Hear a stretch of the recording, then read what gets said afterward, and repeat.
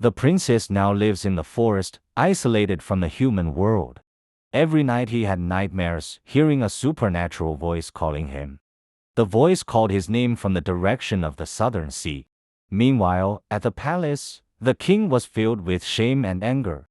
Then the king called the palace shaman to resolve this disgrace. The shaman divined with bones and fire. "Your daughter is cursed, sir, she is no longer human," he said. The king was furious, but he couldn't deny it. He sent troops to search for the princess. But every time they got closer, a strange sound was heard from within the forest.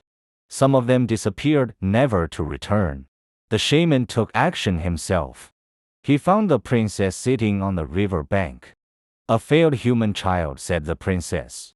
There was a fierce battle between the shaman and the princess. Suddenly, the earth shook, the wind roared from the seawater rose and formed a vortex.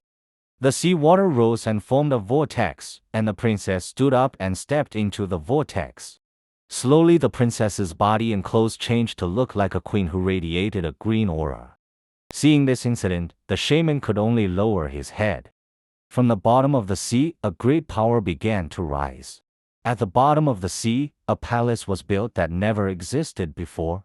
He was no longer human, but not a demon either. He is an intermediary between the human world and the supernatural world. His body was one with the power of the ocean. His eyes can see into the future and the past. He knows humans will continue to come to the beach, and they will forget who they really are. He doesn't need recognition, he just wants to be taken care of. But humans are greedy, they threw the carcasses into the sea. The sea raged, the waves sank the boat, and you forgot who the guardian of this coast is, whispered the wind. Some began to give offerings, they burned incense and called out her name, Nyai Roro Kidul.